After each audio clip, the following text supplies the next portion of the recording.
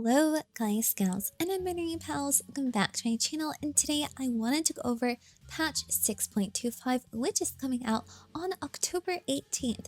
More specifically, things that I'm personally doing for the patch, what you should and should not worry about with the patch, and things that are worth looking at with a guild making perspective. With all that being said, let's get into it.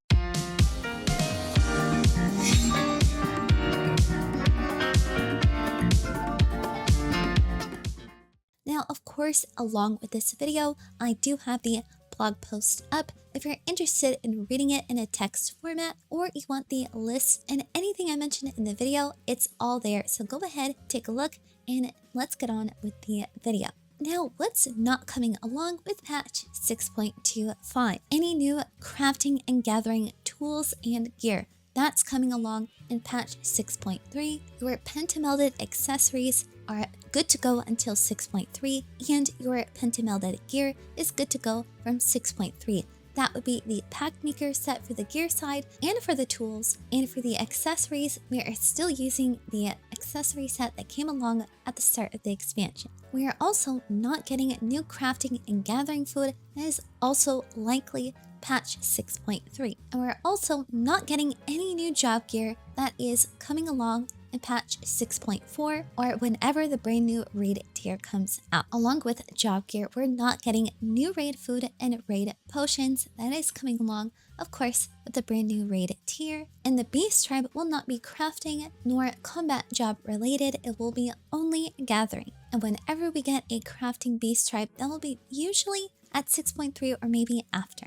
Now, what will be coming with this patch? First up is the Gathering Beast Tribe with the Omnicrons. I personally went ahead and did all the side quests along that area, so I do recommend doing that as well. The Criterion Dungeons, also Savage, which we'll come back to later, and the Relic Weapon questline, which is with Hildebrand. Since the patch will come out on the 18th and there will be a maintenance until then, if you have the Hildebrand questline finished, then you're good to go.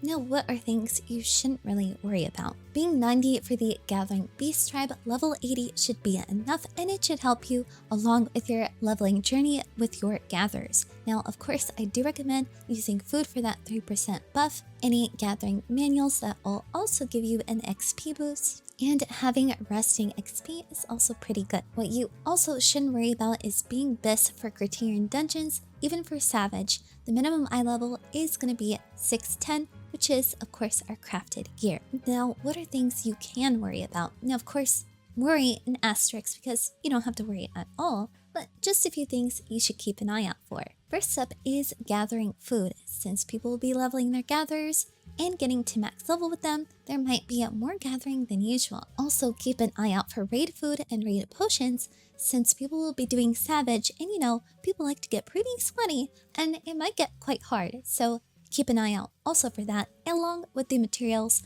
I also stocked up on Moonlight Aether Sands, since I know all the raid food and all the raid potions do require that. And the biggest thing, but also the most questionable thing, is if the Relic questline has any market tradable items that are required for progression, go ahead and sell them, if you can, of course. Now, people are lazy, they don't know, and that's where you can come in and sell, but do we really know whether or not they will have such things? We don't, but if we can go ahead and liken it to a Realmreborn and Heavensward, there just might be, since they will be a lot different than Stormblood and Shadowbringers, since there is no major area and it'll be more of a traditional relic grind. Now, what am I personally doing? I stocked up on some gathering materials, not a whole lot.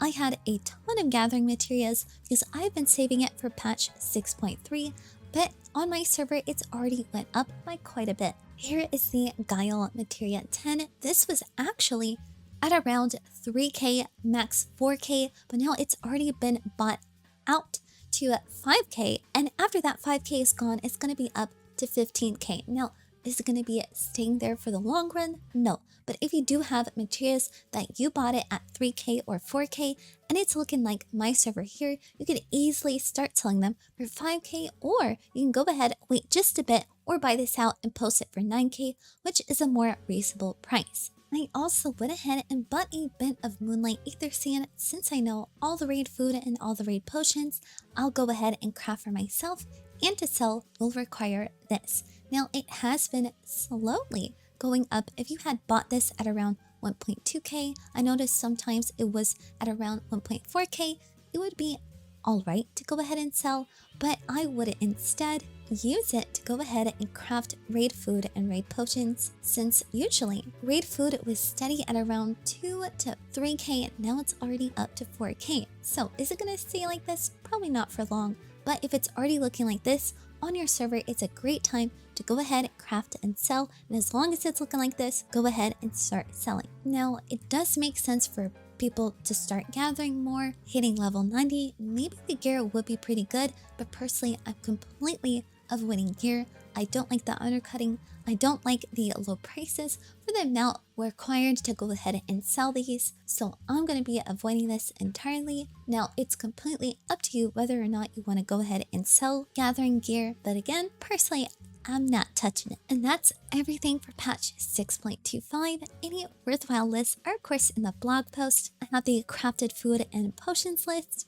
the crafted gear list, a material list if you want to go ahead and transmute or see what's selling for the best, what's selling for the most, and what is selling for the least. And of course, with every major patch, there is plenty to do, especially other than guild making. So don't worry, enjoy, have a good time, and have a lovely patch day. Guys, thank you so much for watching. Thank you to our lovely YouTube members, Twitch subs, and Discord boosters. You all keep the channel going. Like, comment, and subscribe if you want to, and I will hopefully see you in the next one. Bye-bye!